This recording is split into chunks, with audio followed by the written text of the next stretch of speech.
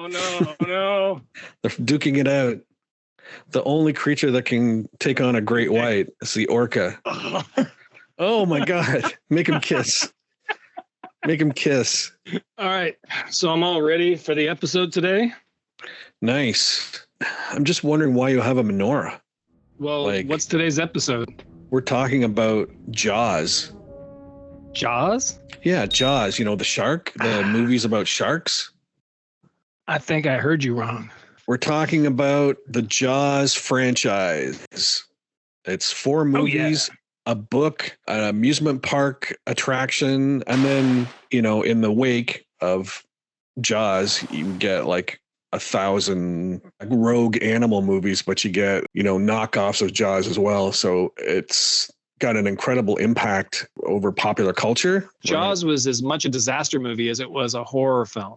That's true. Right.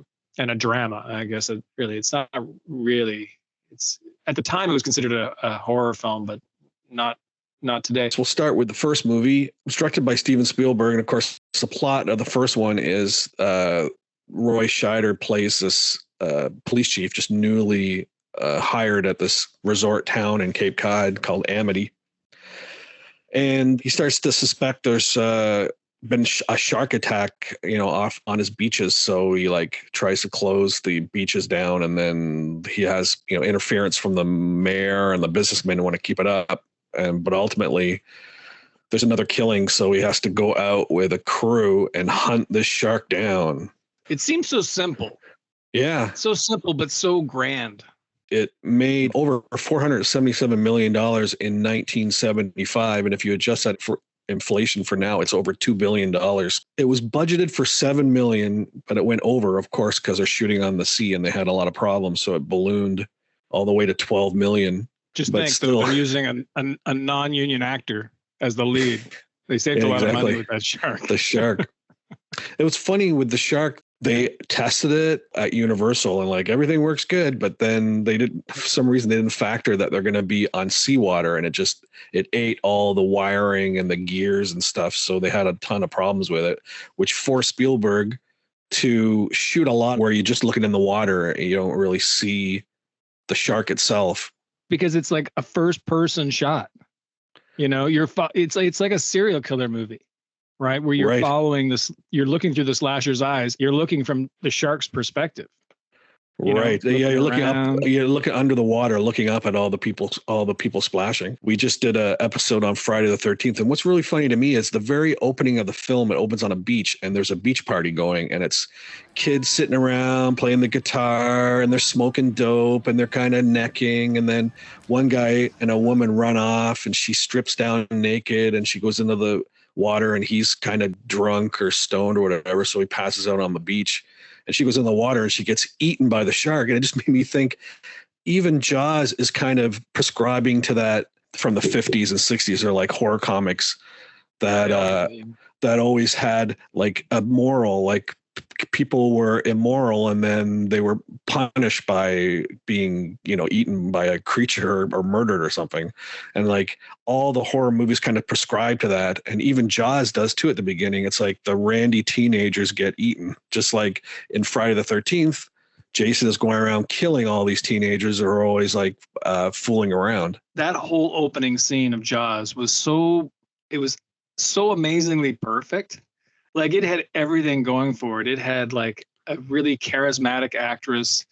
It was very sexy in the moonlight as she's getting naked. She's run ahead.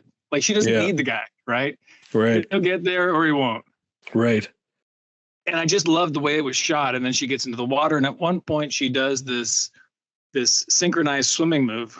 Yeah, she puts her legs down. Yeah. Yeah, and one leg goes up and like a sort of jackknife, and then she sinks down. Yeah, she's like a graceful fish that's about to get just gobbled up by a shark. She got beaten up pretty bad during that scene. Well, you can see her getting thrown around. She must be in a harness that's under the water, and she's just getting yanked around.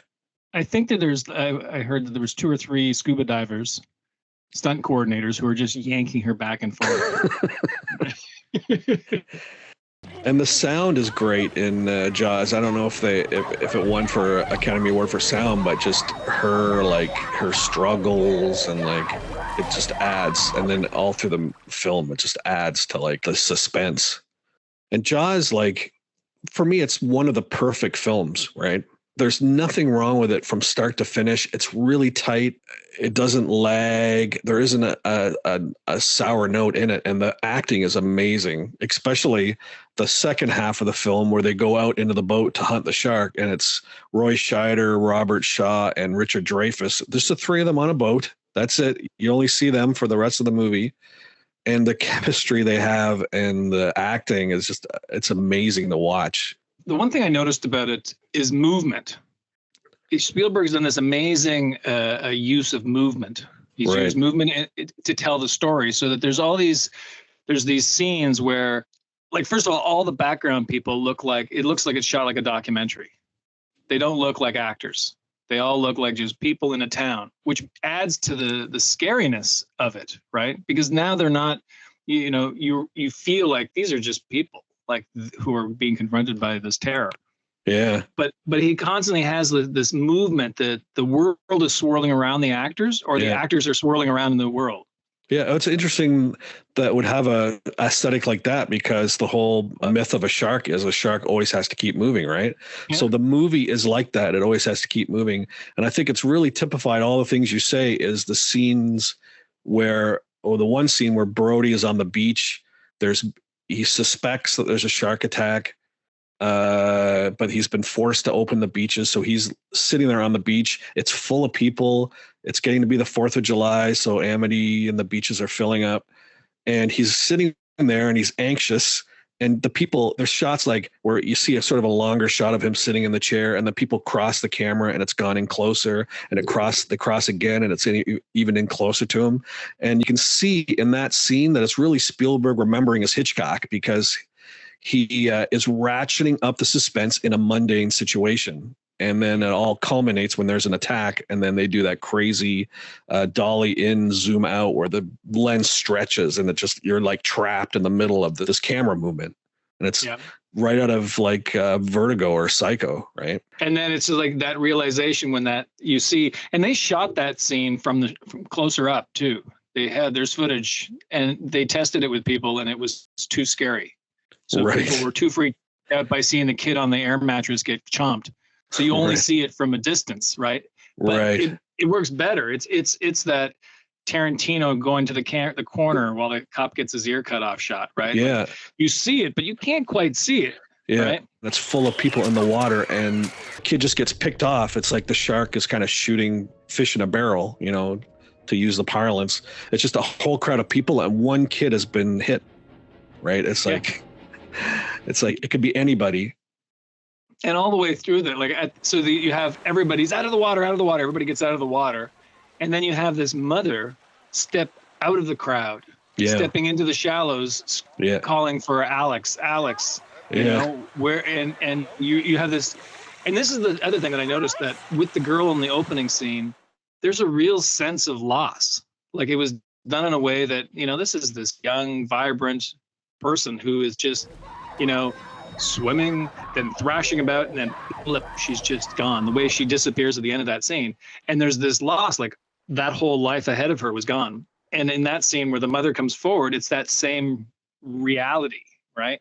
Yeah, and then films don't often get that. And then reality sinks in when you see the ripped up raft, the flotation thing just washes up on the beach, and it's just been torn, right? It represents the body. You don't see a torn up body, which is what they would do nowadays, but you just see the aftermath, the ripped up mattress, and it's devastating. And and the villains in this they're not really terrible people. The mayor is not a horrible person, but he's motivated by success, right? He always wants success. There's a line, I think it's before that scene, when Roy Scheider wants to close the beaches, and he says, listen, you scream barracuda, and people are like, you scream shark, and it's panic on the 4th of July. Right. It's That's pretty so good. True. Yeah, like what the communication, what you communicate to people, right? I like noticing how films are constructed, right? Yeah. And there's a scene that happens early on after they leave to hunt the shark. I think it's the next scene after they've left, and it's the three of them in the boat. Roy Scheider is Martin Brody he's throwing chum into the water. They're chumming the water. Hooper's doing something like tying knots or whatever, and then Quint's just sitting in his fishing chair, just having a beer. Right. Brody is uneasy. He doesn't like the water. It's been explained before that he doesn't like water. When he's on the beach, he just sits on the beach. He never goes into the water. So he's uneasy, and he's slopping chum, which is a really uneasy thing. So he's in a hard spot. Quint tells him to, Chief, you better throw out another chum flag. They're marking where they've thrown the chum. And he goes back and he goes off camera, and he's rummaging around, and he does something wrong. And the shark cage that Hooper's brought with him, along with these compressed air canisters, fall over, and they roll across the deck, and Hooper grabs one of them, and he goes up to the chief and he says, Jesus Christ, Martin, you got to be careful with these things. If you mess around with them, they'll explode. This critically important part of the film has been explained to us. Not only that, but it also that informs all three characters. Quint laughs and makes fun of Hooper about bringing the stuff. Martin is further uneasy because he obviously he doesn't know what he's doing. And then Hooper's all excited, and kind of yelling at him. So it's informed all three characters, as well as explained something critical for us for the film. And the film is constructed that way brilliantly, right? Everything we need to know is shown to us. It's not, explained to us. He's the sheriff, so he's like the brave one, right? Like, no, they're all brave guys, but he's the guy with the badge and the gun and all this stuff, and he's like just out of his element on the water. There's a terror without a jump scare. You don't need a big blah. And then that scene where you have Brody just casually throwing chum over the side, and then we have the reveal of the shark. I think it's the first reveal, right? Yeah, it is. And it's just this like, holy shit, look at the size of this thing, just casually bumping by the boat. Yeah, exactly. The shark looks real. Like sharks look fake. Like real sharks don't look real. So it passes. They're an improbable looking thing in the water. Right. Yeah. And there's, kind of flat colored and scratched and scuffed. And they got black eyes, like Quint says. They got a doll's eyes. Scheider is hilarious in that because he's in shock. Yeah. And he just backs up into Quint and like, we're going to need a bigger boat. Says that great line. Well, so I listened to that. And so he says that line 3 times, but he doesn't say, we're going to need a bigger boat. He says, you're going to need a bigger boat. And then he says again a little bit later, says, you're going to need a bigger boat, right? Yeah. You're going to need a bigger boat. Yeah, he's like, because he's terrified. Spielberg's not afraid of you need comedy and humor to sort of lighten things up. So there's a funny scene, I think, in that same scene where like Quint's in his deep sea fishing chair and he's just draining a beer. He drains a beer and then crushes the can and drops it on the deck. And then Hooper there, played by Richard Dreyfuss, kind of this nerdy guy, he has a styrofoam cup. He's drinking a coffee or whatever. And he drains back his styrofoam cup and then he crushes it, just drops it to the deck, trying to look tough like Quint. And there's one other set piece I wanted to talk about. Again, like you said, it's all built up to this moment where they're going to reveal the shark. So there's a scene where Quint is on his deep sea fishing chair and he's got the rod and reel in front of him, and Spielberg does a great shot where he's kind of looking up and he's got the reel of the fishing reel and then Quint's face in the same shot.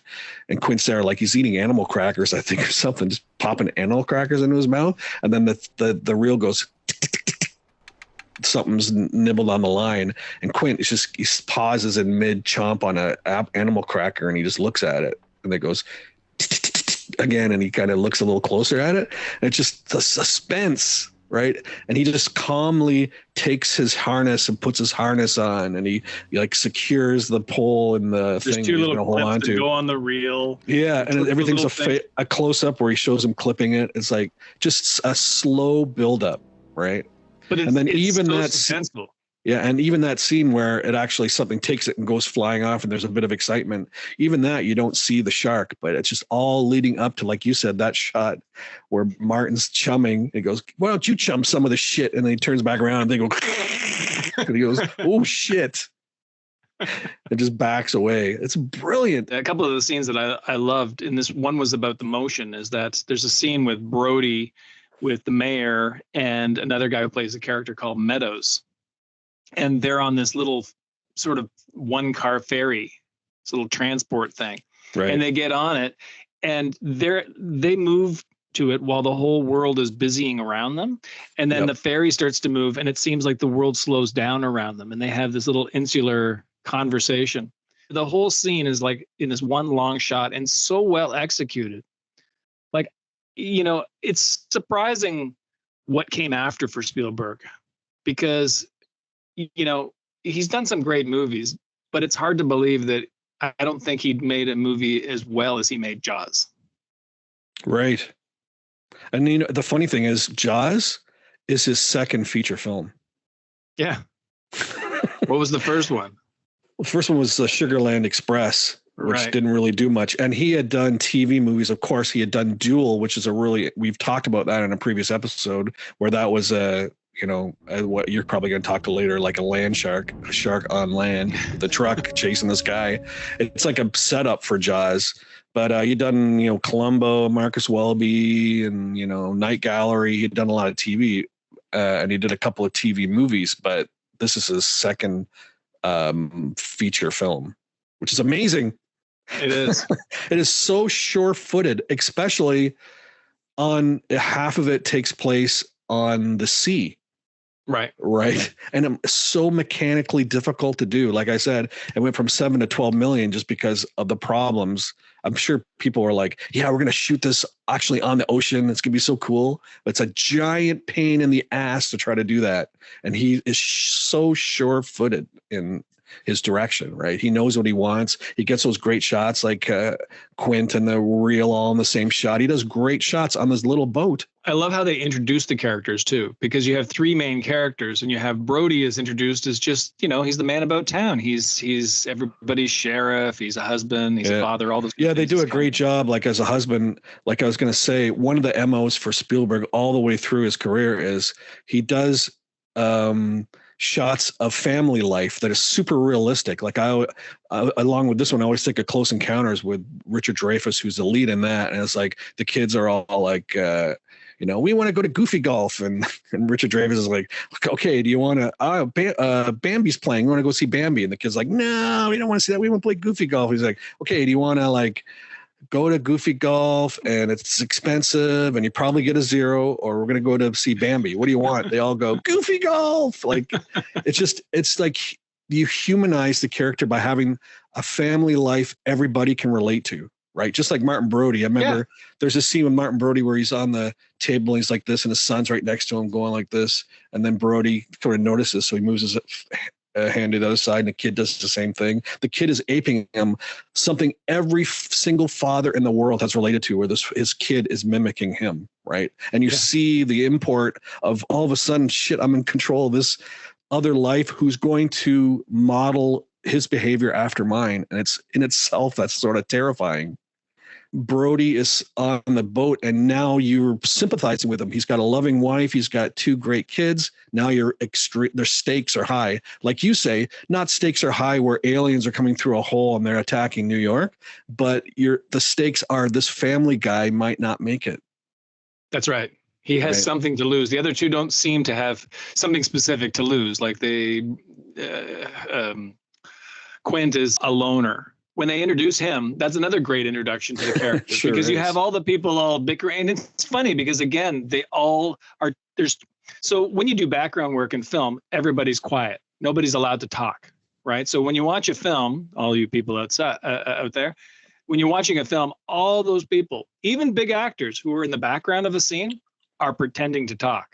It's not that you just can't hear them. They're pretending. And this is why you always look for tells where people do weird hand gestures all the time because they feel like they have to express themselves.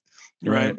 But in the Spielberg film, everybody is talking and they're all having their private conversation. So you're looking around the room and you can hear bits and pieces of all these just conversation. Right? Yeah. Like I remember it's funny, like one person says, like they're talking about, closing the beach. And one person says like closing the beach for 2 days is like closing it for 2 weeks. Like, and it's just a thing, an offside thing, right? It's to show people are upset. Yeah. So they're all, you have all these little conversations going on. And then there's a sort of like a mayhem to the scene, right? Because there's so many people talking. It's like spiraling it's spiraling, and it focuses on Brody, who's watching it spiral. It's just another thing he's not in control of, right? That's right. And all of a sudden there's these nails scratching on a chalkboard, but it goes on and on and on until everybody stops talking. Yeah, everyone turns around and looks at him. And again, Quint is just sitting there leisurely. Yeah. He's just dragged his nails across the board. When everyone turns to look, he's just sitting there. You all know me. Now listen to me, because I'm the guy you need, and I want $10,000 to get. I'll get you the head, the fin, the whole damn thing. And then when they introduce Richard Dreyfuss's character, first he wants to see the body, and so they're in a. They're looking, and they don't show you the body, and he's like doing everything to not barf. Yeah, he's so freaked out. He can't handle looking at what he's looking at. He's he's talking through a mic, and he's like trying to do an autopsy, kind of like describing what the body has gone through, and he's like, there's a lateral laceration in the. But he's getting angrier and angrier as he says, "This is not a boat accident, you morons."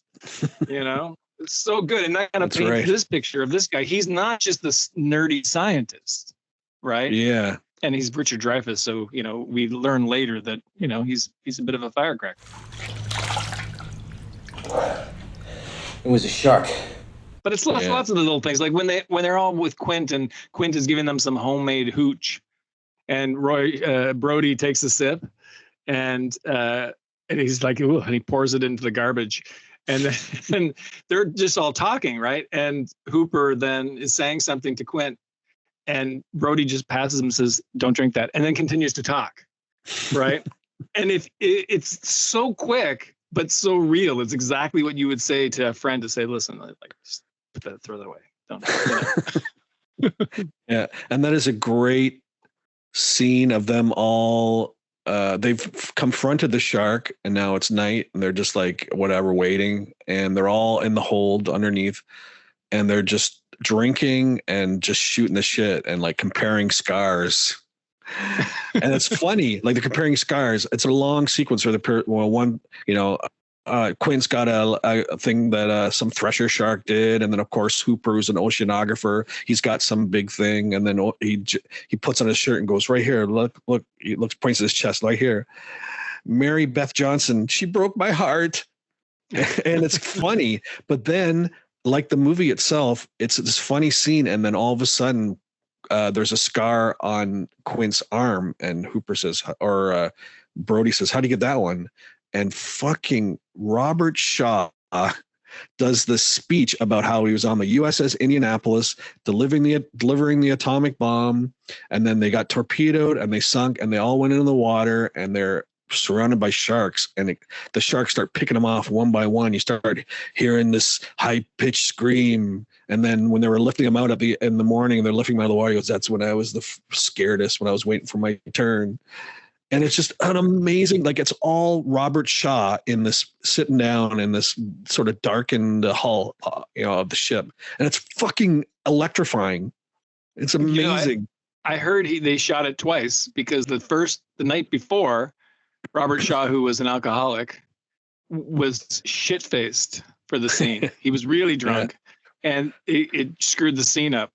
And he was given a lecture and stuff, and he came back. There's a relationship between all those actors that there's like this constant kind of smiling. They're constantly smiling at each other. Like they all have this inside joke all the way through, which makes it more natural, because people smile for nerves. They smile because they're awkward. They're, or they just genuinely like each other. Right. And Quint, for all of his crabbiness, never comes off like he really hates anybody. They all seem to like and respect each other. Right.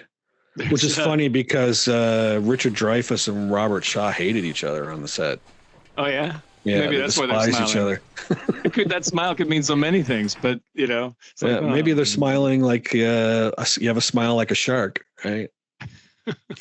Maybe that's why they're doing that. When they were first going out, Ellen, Brody's wife, says to Brody off to the side, she's like, "Well, are you sure you're gonna be okay? Like, what am I gonna tell the kids?" And Brody says, "Tell them I've gone fishing." Right. Great line. Another really nifty thing they did in Jaws was before you see the shark there's a couple of jamokes. They're on a dock and they've got a big hunk of meat on a hook and they throw it out. The town is offered whatever reward for killing the shark. So these two guys are going to do it. And they throw this big chunk of meat off this dock into the water and they're like, talking. All of a sudden Jaws grabs the bait and runs off with it and breaks the dock off and it goes floating out after him, right? It's in its tail. And they're like, the guy's was hanging on, then he lets go and he's way out away from where the other guy is on the other half of the dock. And I start swimming and the dock, they have a shot where the dock is going and then the dock just turns around and then starts coming after the guy.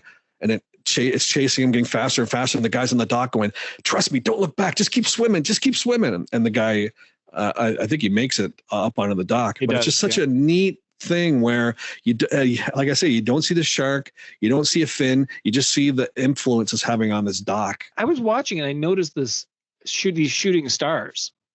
Oh yeah. So at 1:36:05, right, and on the clock count, there are these colorful streaks that go across the sky, which is like, am I the only one noticing this in 50, 40 years?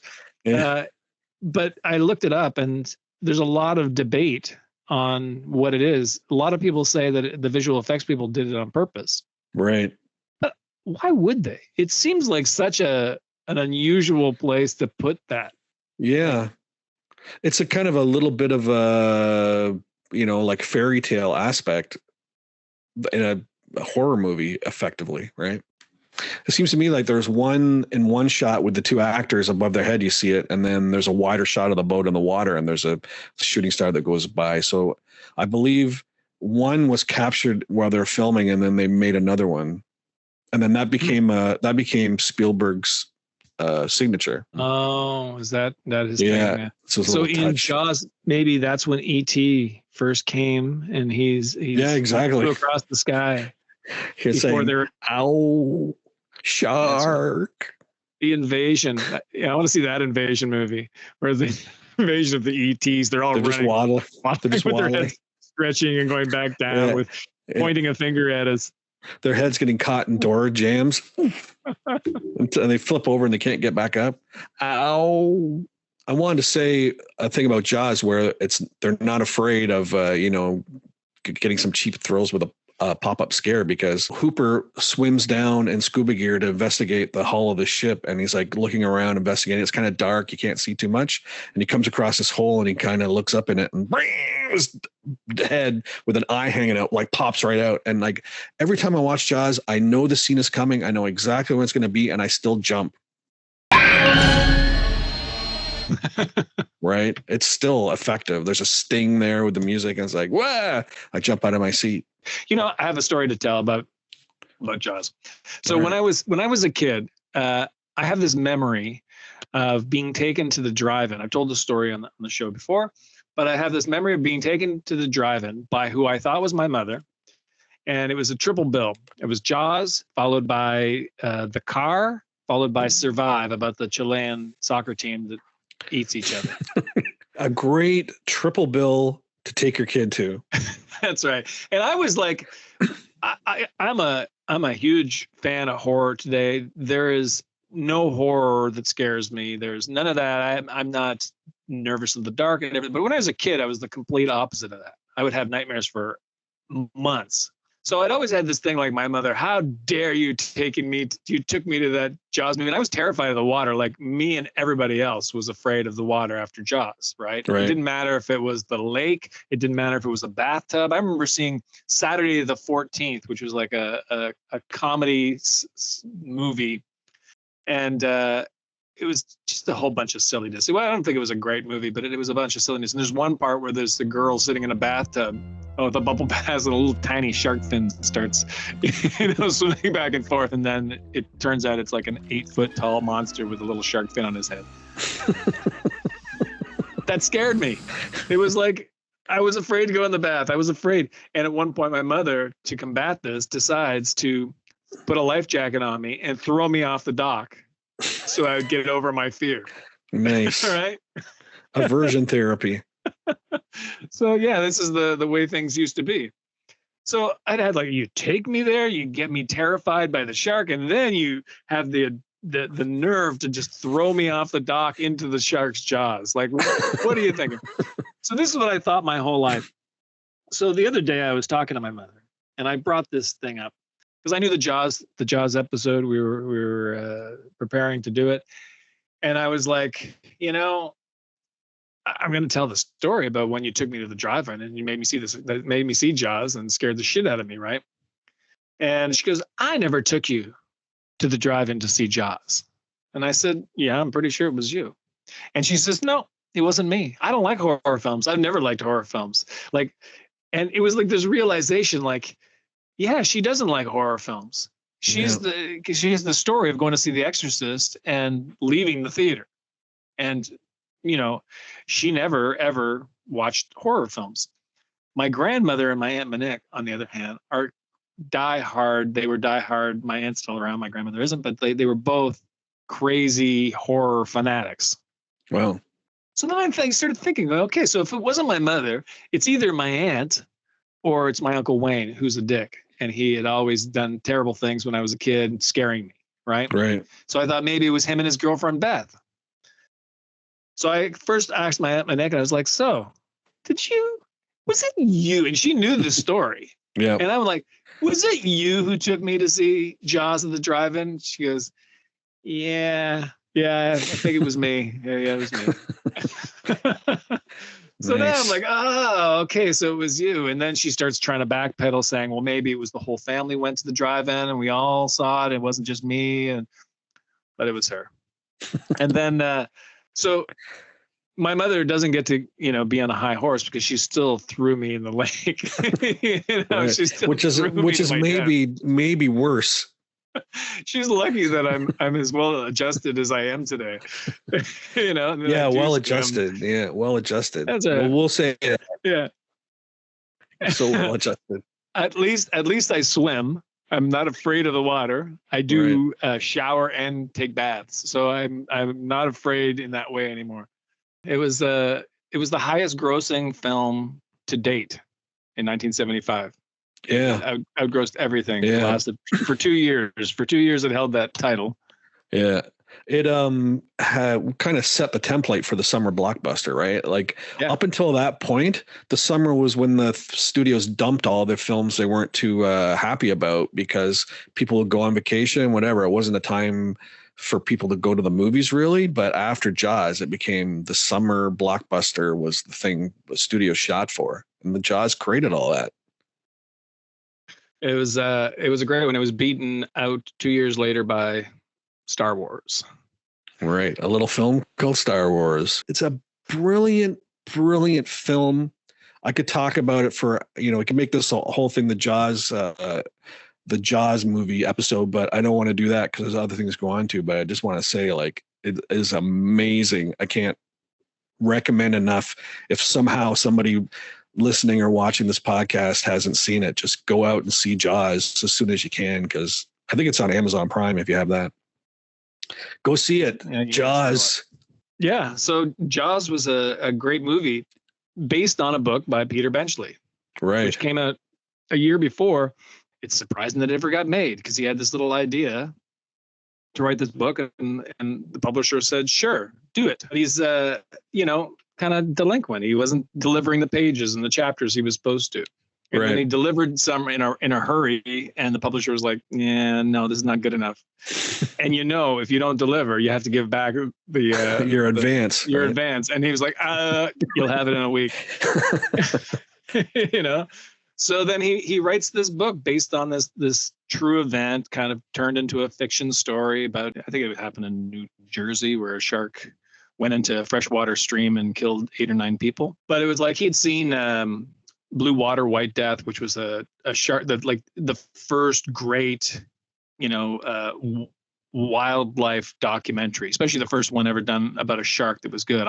I watched it a few times as a kid, and I just remember like, because there's one scuba diver gets a bite in her leg, and it's like you watch it and you see a lot of the elements that, in fact, I think it wouldn't surprise me if they borrowed some of the footage from that for any of the real shots. Benchley's Jaws just had a few differences.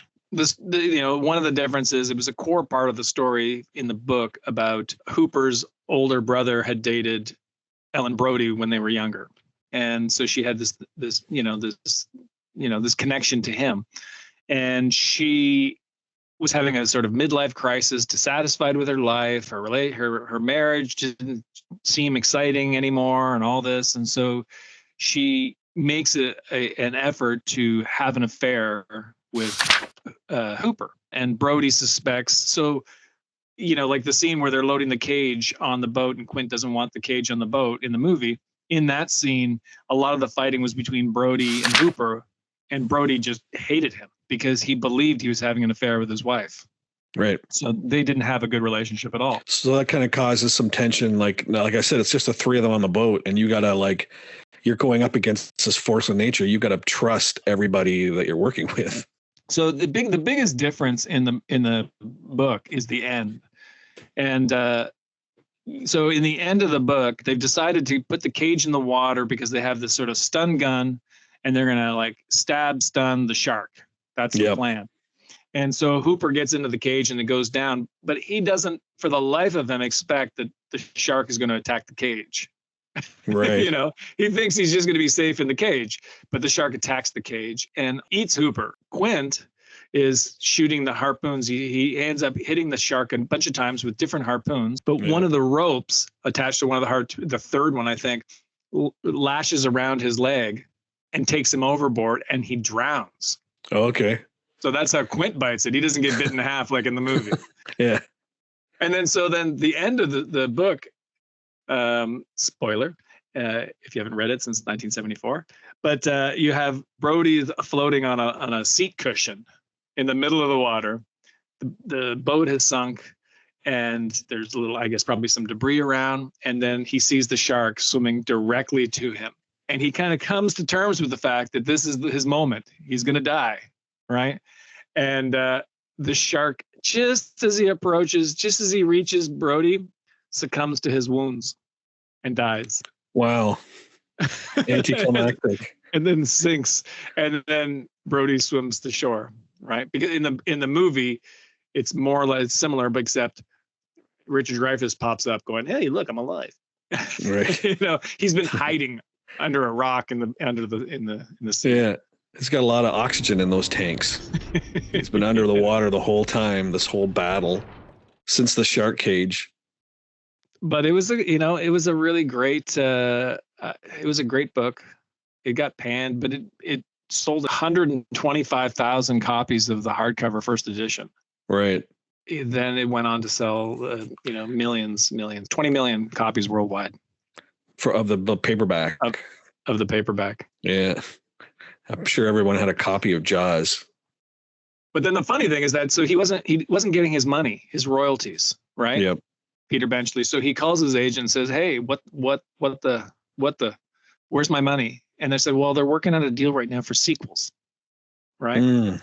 And Benchley's like, sequels. Nobody wants any sequels. Why are they going to want a sequel about a fish? And the fish died. Yeah. What are they going to do? Have another fish show up? Yeah, right. Yeah. So he says, "Fuck that." And he signed away his rights, and he agreed to a one-time, for any sequel, he gets a one-time payment of $70,000. Right. That's it. And you need a better agent. You better have a better agent.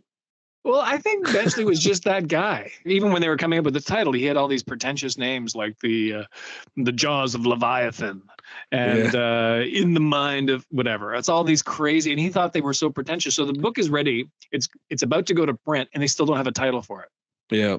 And then so Benchley and his editor or his publisher was like, and she's like, well, the only thing that really has any, meaning to the book is the Jaws part of the title. So just call it Jaws. It's short and sweet. It's Jaws. Yeah. And that was it. And then they scrambled to get artwork, which was, the famous shot of and the fish looks toothless on the cover. Yeah. I've got a copy right here. Yep. Right? Yeah. He looks toothless with a girl. Yeah. And then for the paperback, they had another artist reimagine that cover into what we now know as the famous Jaws rising with all the Mako shark teeth. Right. And then the movie used the book cover. Peter Benchley wrote the screenplay. And so he wrote it in. He wrote the first 3 drafts of the screenplay, and then it was handed off to another guy, who's the guy who plays Meadows in the movie. Benchley's also got it's Carl Gottlieb, I think, is his co-writer, right? Yeah.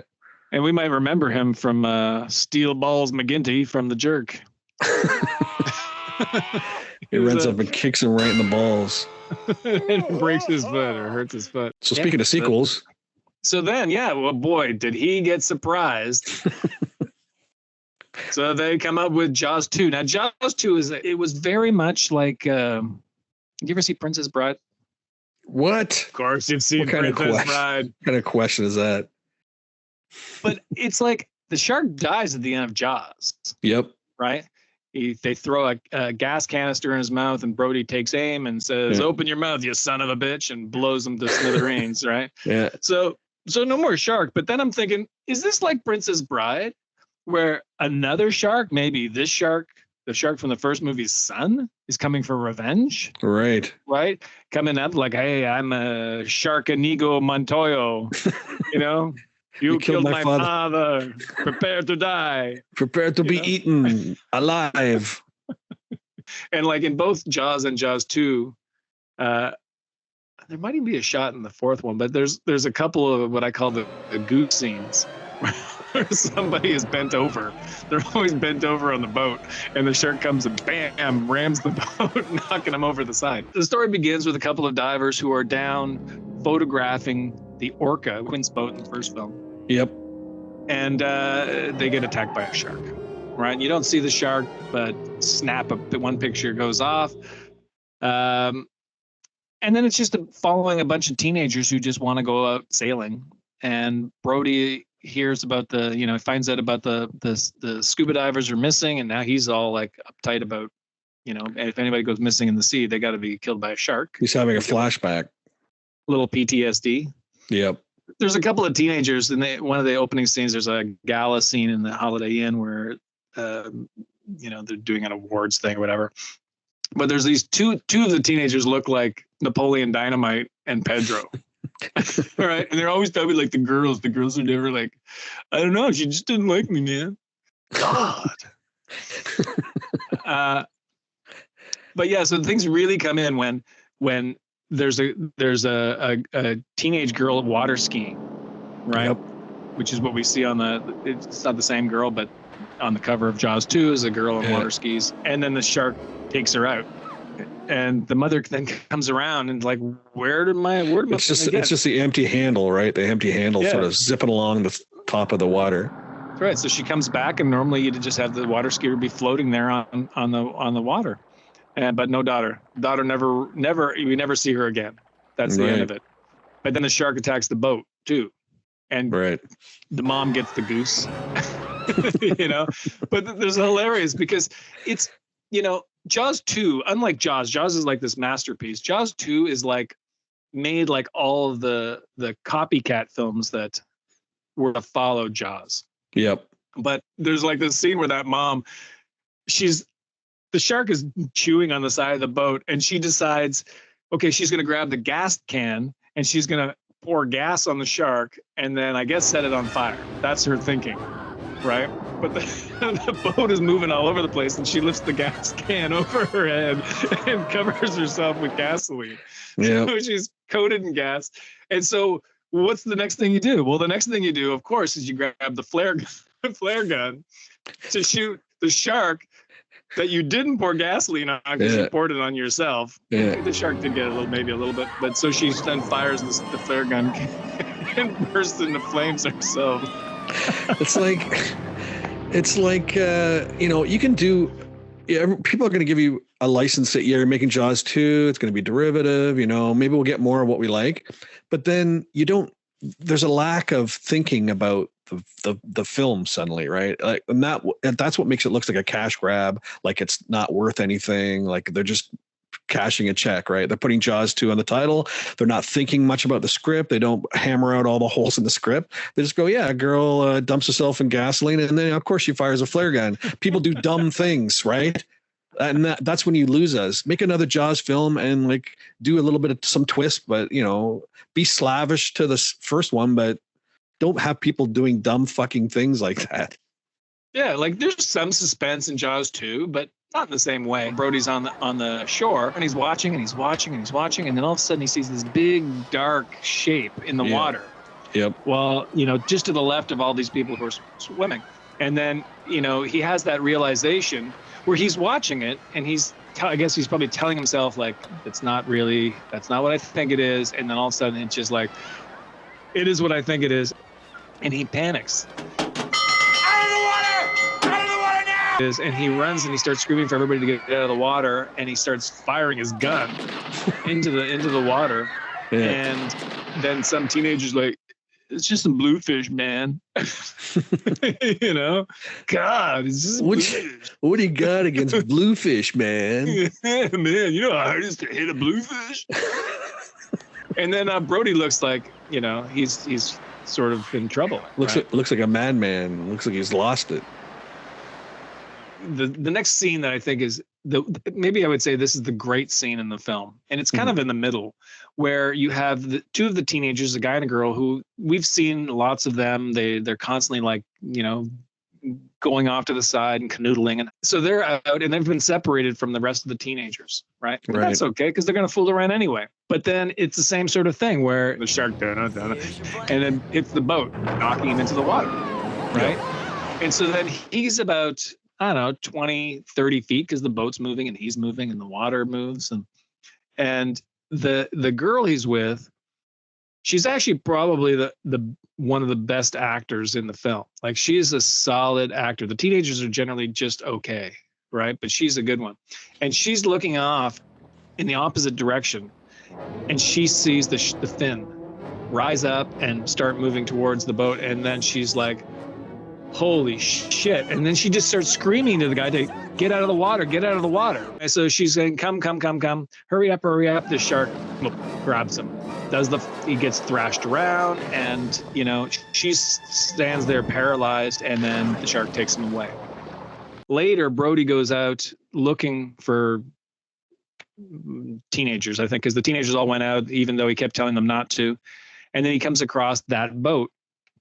And when he gets there, he jumps off his boat. He's with his wife, Ellen, and the deputy sheriff. So he hops onto the boat, and he's like looking around, and he sees that she's curled up in the fetal position under the bow of the boat. And he helps her out, and she's like shaking and crying and like just in complete shock.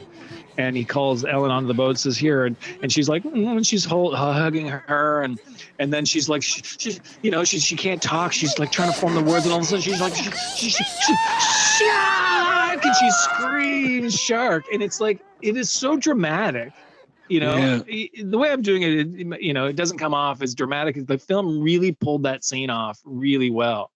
And right. It's the unspoken thing. It's the unspoken thing nobody wants to say. That's right. And Brody wants to hear it more than anything else in the world, because that one word validated everything he'd been saying. Right. Because I guess just prior to that, the mayor and the city council fired him. Right. Right. And so he's still going out because he's trying to find his teenagers. So earlier in the film, there was a setup, sort of like in the first movie you mentioned about the gas canister, right? And so later, that's the gun that they show you in the first act, so that by the third act, they're going to use it. And in this one, in the first act, it caught a big cable. Yep. And he was like, "Oh, you don't want to cut that because that's going to blow out all the power for the island." So here we are at the end of the film. All the kids are all gathered in a little sort of caravan of boats for their, struggling for their lives because the shark has attacked them. His sons are with them. Mike and Sean are with them. Yeah. That's right. And because they weren't supposed to go out, but they did. And the little boy, Sean, the youngest one, blackmails them into like taking him. Yep. Brody had called in a favor from a helicopter to do a search. So the helicopter was the first one to find the kids, and he comes to land and says, "Here, throw a cable," and the shark takes the helicopter out. Right? Yeesh. Shark takes the helicopter out.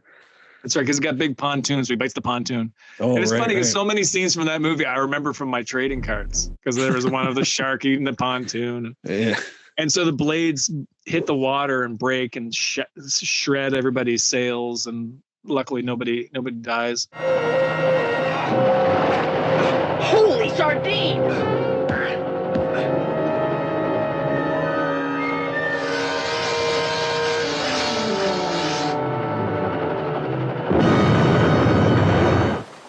But then Brody gets there, and he's trying to help them. He throws them a rope, and in the end, of course, it sets up where they anchor the little grappling hook, hooks the cable. He lifts it up. He realizes, oh my, here we go. Here's the cable, this electric cable, which is they're next to this little island, which has like, I guess, a transformer building on it where the cable's attached to. And then, so then that's the setup. So the shark starts attacking the boats again. Brody starts banging on the cable, like, come over here. And the shark, swims, rises its head out of the water like Leviathan, opens his mouth. Well, he bites on the cable and fries and burns. Right. And that's the end. Like there's no more story. There's very little story in Jaws 2. It's like what they do a lot of the time, where they just, we got a thing, let's just do it. But having said that, it's still the second best movie in the series. Right. Which is moving from here on isn't saying much. And now it's kind of like it becomes a bit of a diaper fire. Pretty much, because we now have to move on to Jaws 3, which is by far the worst movie in the series, even worse than 4, which is really maligned a lot. But Jaws 3 is terrible. It is terrible in its acting, in the execution. The effects are laughably bad. I'll give you the plot. It's we were just talking about Mike and Sean Brody. Martin Brody's kids are now grown up. It's years after the events of Jaws and Jaws 2. Mike is working at a SeaWorld. He's the engineer there. He's got a girlfriend there played by Bess Armstrong, who's the marine biologist in the complex. And a small great white shark gets trapped in the SeaWorld complex. It's like a lagoon that's got it's attached to the sea, and there's a filtration system or whatever. But a smaller shark gets trapped in there and causes some havoc. And they capture the shark, and the guy who runs the place, terribly acted by Lou Gossett Jr. It's unbelievable how bad he is at it. He says, we have an opportunity here. So they put it on display against Bess Armstrong's suggestion, and it dies. The mother of the shark breaks into the complex and just goes into beast mode, because I guess she's upset that her child has died. Mama Inigo. And that's the plot. Exactly. And that's the plot of Jaws 3. Initially pitched by the producers, longtime producers of the series. They did Jaws 1 and Jaws 2. I don't have their names off the top of my head, but they pitched this third one as a satire, as like a parody. It was a spoof. It was initially going to be called National Lampoon's Jaws 3 People Zero. That's what they were going to call it. Really? It was, based on an idea from John Hughes. Wow. So that didn't fly with the Universal. They didn't want that shit. It was going to be Joe Dante directing it too, whose name we'll see coming up. It was actually, the plot of that spoof was going to be about a film crew that was making a third Jaws film. It was going to open with Peter Benchley being eaten by a shark in his pool. Oh, nice. Instead, we get this sort of done straight, horror thriller. And it has Lea Thompson and Dennis Quaid. Yeah, Dennis Quaid stars in it as Mike. And then his brother Sean visits him there so they can have both brothers. And his brother Sean is such a schlub. And like Lea Thompson takes a liking to him and drags him off. They go to the bumper boats and the shark attacks. It's like, what the fuck does Lea Thompson see in the schlub? He's an idiot. I don't want to do this. I don't want to do that. I'm scared. Like, the idea is that Sean is scared of the water because of what's happened previously. And that would be kind of neat. But this actor does it. He's just whining. And I don't want to do that. I don't want to do that. And like Lea Thompson keeps throwing herself at him. Like, why? Who would like the schlub? Let him get eaten by the shark. The world is not at a loss if this guy gets eaten. That's right. He should have gone in the first movie. And it was actually in 3D too. The initial theatrical release was in 3D, so there's a lot of shit coming at you. Yeah, and floating arms. Yeah, exactly. Oh, look, it's 3D. Would you like some more pancakes?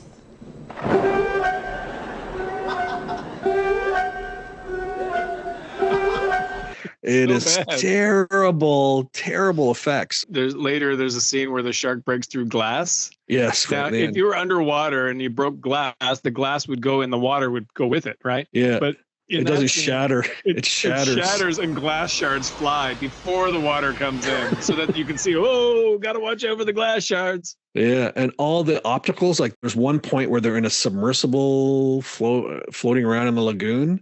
And this submersible shot, I swear to God, I'm going to put a image or a video of this in when we're cutting this, but you see it's a yellow submersible and it kind of passes by the camera and parts of it disappear from the optical processing. It actually disappears. That's a shot they left in the film. It's like, that's how inept and terrible the effects are. Yeah, or the shark at the end, they have these thick matte lines all around them like they drew a Sharpie around it, right? The effects were about as dumb and bad as it could be. You showed footage of the shark crashing into the gate. Yeah.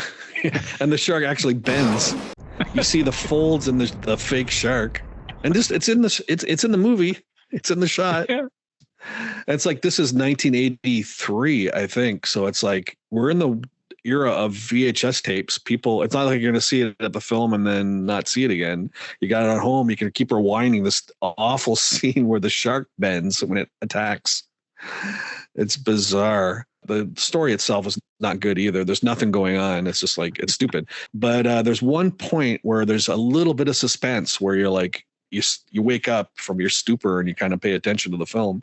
Is they're luring the shark into this filtration system, and then close the door up behind it, and they've got it trapped, right? And they'll just like, I don't know what the hell they're gonna do, but anyway, they'll trap it at least.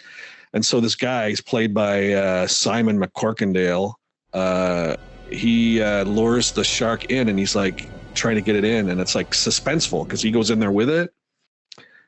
That's the only time where it's not inept, when they kind of have a whole sequence that's pretty good. But other than that, it's worthless. I don't know. You forget like one of the great cinematic moments in that, where Jaws swallows an entire scuba diver, who's now inside. He's actually inside the shark, looking out through the teeth. Behind the teeth. And he's holding a grenade. So how do they kill the shark? Yeah. The other scuba diver reaches in and pulls the pin. Yeah, of this disembodied hand holding a grenade. And then the shark explodes, and there's like, it's indescribable how shitty the effects are. I'm going to have to show it. But the shark explodes, and then all the entrails of the shark fly at the camera, like for 3D, and there's blood. And it is so terrible. Well, and there's like the spine and stuff. It's like, stupid. It's like the spine, because sharks have big spines. I don't know. Maybe it's the spine of the guy that was he made residence inside the shark. Jonah.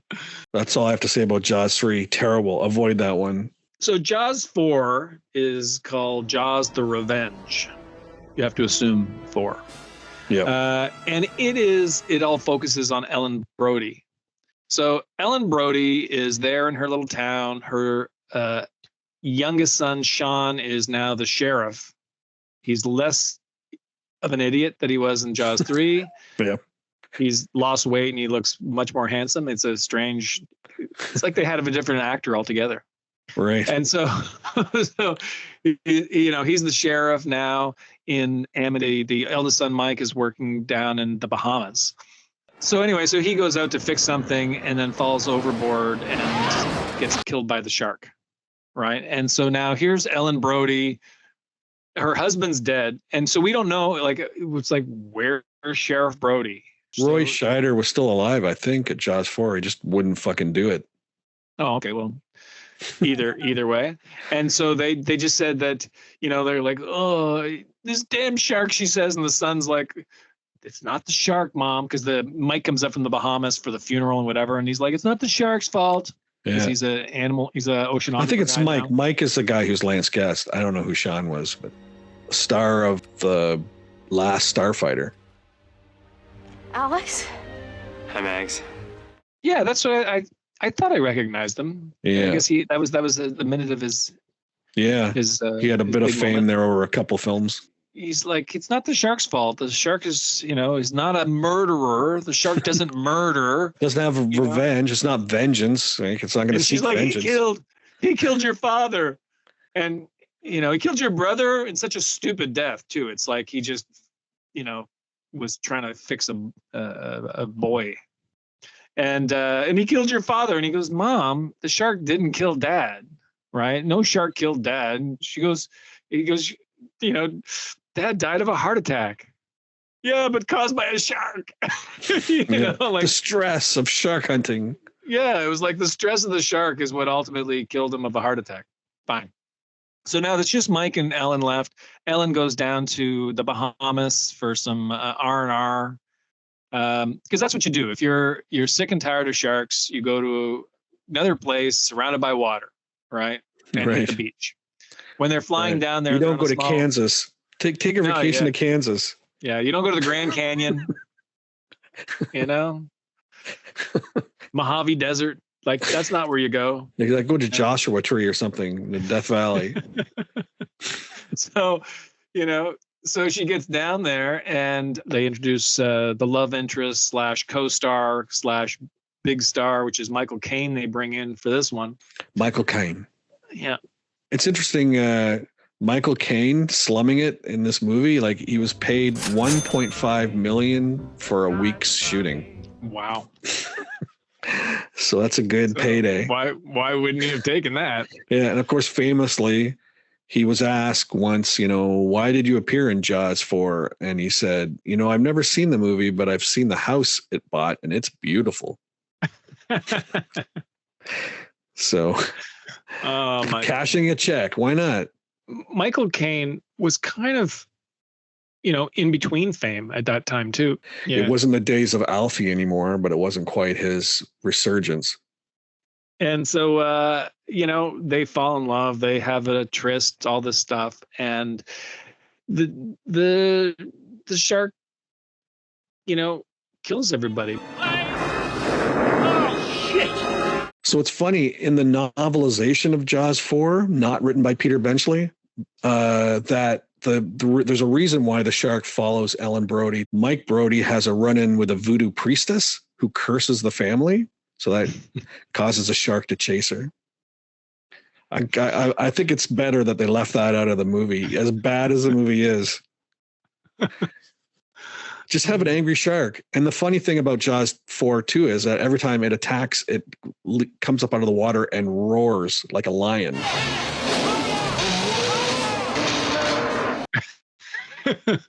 Right? Well, they do that with crocodiles too, right? I think crocodiles do make a roar though. Okay. They must. Maybe sharks roar. What was the last time you encountered a shark? Yeah, that's true. That's true. At one point when they're out in the boat, this is where like a thing in filmmaking that I really hate, right? Yep. Like, so in screenwriting, they say show, don't tell. Yep. So you can't describe what's in somebody's mind. You have to leave that to the actor to sort of show what's going on behind the curtain. But in this, what they do is that she has a psychic connection with her son. When he's in danger, she has flashes. Psychic, Ellen Brody. Yeah. Maybe they were going to do a whole series, and it's going to be like Dead Zone, where she's going to like touch a shark and then have flashes of all the people it's eaten. And she has flashes of Roy Scheider. Scheider. Steiger is another. Steiger was in the heat of the night. In the heat of night, yeah. So Roy Scheider, let's just call him Brody. She has flashes of Brody as Sheriff Brody. Yep. While he's on the boat, while he's taking aim at the shark, saying, "Open your mouth, you son of a bitch." Yeah. And she's having flashes of that. And it's kind of like, but you weren't there. Like, how well did he describe that moment to you that you now believe that total this is recall. part of your own memory? They go out and they kill the shark.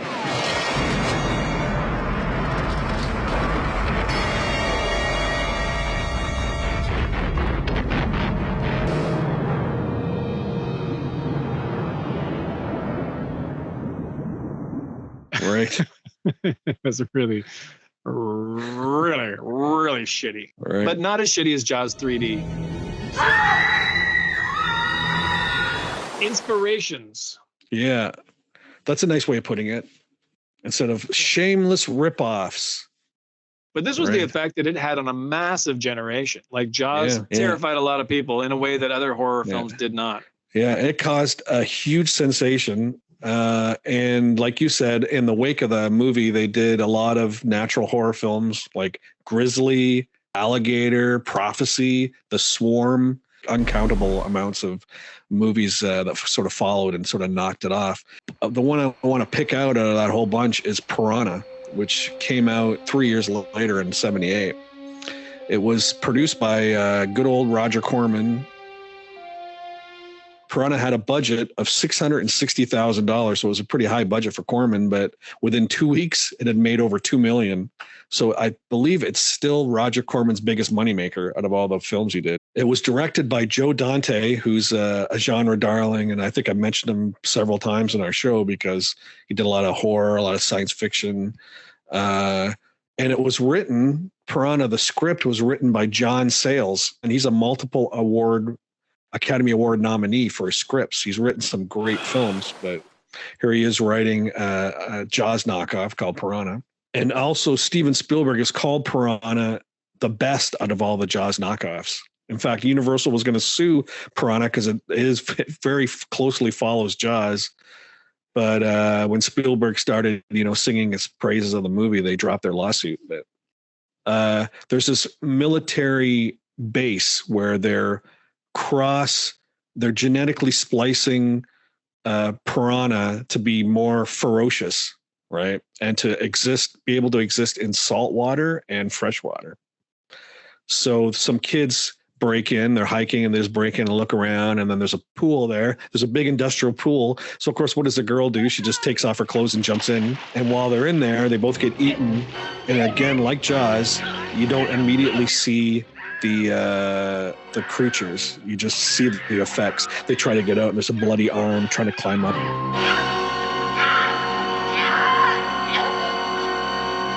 And then insurance, I don't know if she's an insurance adjuster. I guess she's an insurance investigator.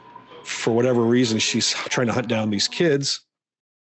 She meets up with this sort of drunken, fallen guide in that part of in the woods, who's played by Bradford Dillman, who you'll see in 1,000 70s television shows. If you saw his face, you'd recognize him right away.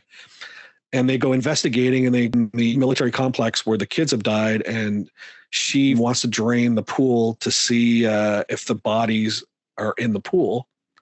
And meanwhile, Kevin McCarthy, as a kind of crazed scientist, comes out and goes, "Oh, what are you doing?" And pool drains into the river that's nearby.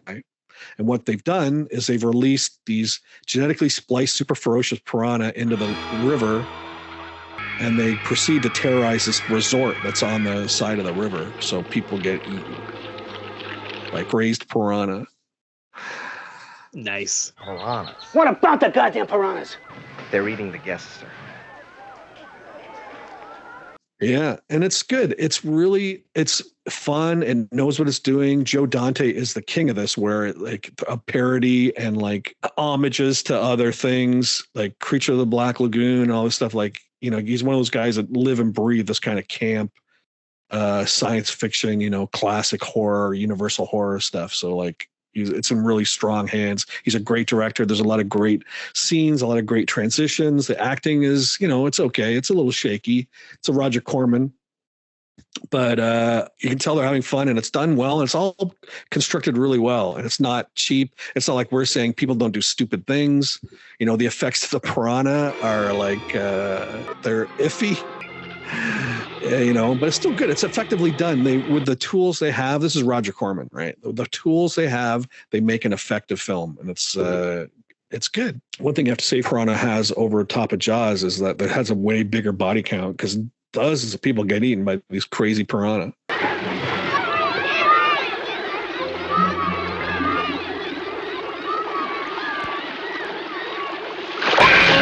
And with Piranha 2, they did a sequel where the piranhas are actually flying piranha. The movie itself is stupid, but it goes down on the records as James Cameron's first directing credit. Oh, later they made 2 more Piranha movies. Yes. They made Piranha and Piranha 3 Double D. Right. And that one was also in 3D, where there was a lot of 3D breasts running at the screen. Yeah, nice. That was a hell of a movie. There's a couple of honorable mentions, right? Like there's Free Willy, about the orca that runs amok and kills children at a theme park. Damn. And then when they try to hunt it, it jumps over a wall into the open ocean, so that you never know when he's going to come back. And he comes back for Willy 2 and Willy 3. Terrifying films. And then there was Jason versus Willy. That's right. Jason versus Freddy versus Willy, a threesome. No, horror has its threesome. Freddy Krueger rides Free Willy, and Jason rides Jaws. It's like jousting. There's Orca. Orca was another one in the 70s. Bo Derek in it. That was a fun one. Richard Harris as he's sort of a Quint like character, like the Ahab, right? Except, you know, the difference in the story is that you have the revenge of the killer whale makes way more sense. First of all, it's a mammal, right? And we know that orcas are very family oriented. So the premise of Orca is that some idiot who goes out, he wants to get a great white shark for a marine world type of thing. Oh, for Jaws 3, maybe the marine world in Jaws 3. Exactly. And an orca comes and eats the shark, and he's like, wow, no, maybe an orca is what we want for marine world. And so they go out and they end up killing this female orca, but they bring it up and they discover it was pregnant. Right. And this is layers of story that the other movies, the Jaws movies, didn't even give you, because it's a fish. But now with an actual whale, it's about the male whale is angry and wants revenge. And today, like, we have footage today about killer whales that, you know, when humans have interacted with killer whales, like there was one I saw about a baby that comes to a boat and tries to get the humans to come. This is real footage. The humans go and help the mama who is trapped in some nets or something. And the whales are appreciative. Like, they appreciate it. They come, they sort of give thanks. Like and then they remember those people. So they're a pretty smart animal. So the orca's about the daddy angry because they throw the baby in the water, right? The unborn baby. And so the shark loses his shit, right? And that's the whole movie is about that, about the male shark wanting revenge for the loss of his baby, the loss of his wife, and Bo Derek is in it. Right. So it has some moments. Right. You know, I remember Bo Derek. She had a broken leg, and the orca just swims up and just bites her leg clean off. Yeah, the cast leg. Yeah, you see the bloody stump there. Yeah. For some reason, I probably saw that at Burford Theater where I saw all these films. I remember that really kind of freaking me out for some reason. That was the most jarring scene. That's the only scene that you can really remember from Orca. Bo Derek losing her leg, because it was like, holy. Besides Jaws, the first one, I think the next, like, you know, there's been lots of pretty good Jaws shark movies. There's the Meg movies. They were kind of fun. But the best one, I think, is called The Shallows. Right. And The Shallows was with Blake Lively. And she goes surfing by herself in this little sort of remote, very beautiful little inlet thing. And she ends up having this cat and mouse, you know, experience with the shark. And it was really suspenseful all the way through. It was, again, like the way Jaws is once you get into the second act, it's one setup. It's like they're on a boat and that's it, right? And for her, she gets out into the water and that's it. She's just in the water now for the whole movie, trying to survive against this shark. And myself included, and I think all the critics said that the ending was kind of shit. So it's the kind of movie, like, don't watch the last 10 minutes, and it's a great movie. Yeah. But besides Jaws and, you know, a nod to Orca and Piranha, I think the next best thing is the land shark from SNL. Right. It's one of my favorite moments in television where, you know, it's probably the second appearance of the land shark, and there's a knock on the door, and she's like, "Who is it?" He's like, he's like, "Who's this?" Who is this? Candy Graham. And she goes, "Oh, I know, you're that shark. You're that land shark." And he's like, "I'm just a dolphin, ma'am." And then she's like, "Oh, all right." Then she opens the door and the shark eats her. And it's always like they open the door and then it's a foam shark head that just goes chomp and just goes on top of their head. So good. Well, that's like, you got to parody what's like, because Saturday Night Live came out in 75, didn't it? Was it its first? Started in 75. Yeah. So it's like, there's nothing hotter than Jaws. You've got to reference it. So how are you going to reference it? Are you going to have a pool? You're going to have outside, you know, you got to do one of those film things where, no, you can't afford any of that. You just have a land shark. You just have somebody with a foam shark head that just chomps people when they open the door. It's hilarious. You know, it's years now. Like, now they make shark movies endlessly. Now it's like everybody's trying to recapture Jaws, but they're really recapturing Jaws 3D. You know, they're all like embracing Jaws 3D as the inspiration for the shit films like Sharknado 1, 2, and 10 all the way through. Cocaine Shark is a ripoff of Cocaine Bear. 5-headed Shark Attack, 6-headed Shark Attack, 7-headed Shark Attack. And these are like terrible, terrible, terrible movies. Like, there is nothing like Ian Ziering from Beverly Hills 90210. He did a bunch of the Sharknado movies, maybe all of them. I think I've skimmed a couple. These are like garbage movies that the effects in today's world are equivalent to the 3D effects. I've got so many better things to watch. Exactly. In this day and age, we really have to spend our time watching Sharknado 6. No. Where they travel in time, incidentally, in Sharknado 6. They're time traveling. So they battle sharks in the Old West, and they battle sharks in like with the Templar Knights. I'm serious, man. I'm afraid to say that I'm serious. And it's funny, in the time machine they have, it looks suspiciously like the flux capacitor from Back to the Future. So they're ripping off a bunch of films. So I think pretty much that wraps up our discussion of the Jaws movies and their mutated progeny. I'm going to fish for some donations and ask you that you look us up on Hunterwick on Patreon and throw us some chum in the way of cash and add your voice to those. Chad, I don't want to I want to alarm you, but I think there's a shark in the water. That's no boating accident. So throw some chum in the way of cash and add your voice to those who want more fun and thoughtful content like this on the internet. Hopefully, we get so much more money, we're going to need a bigger wallet. Good fishing.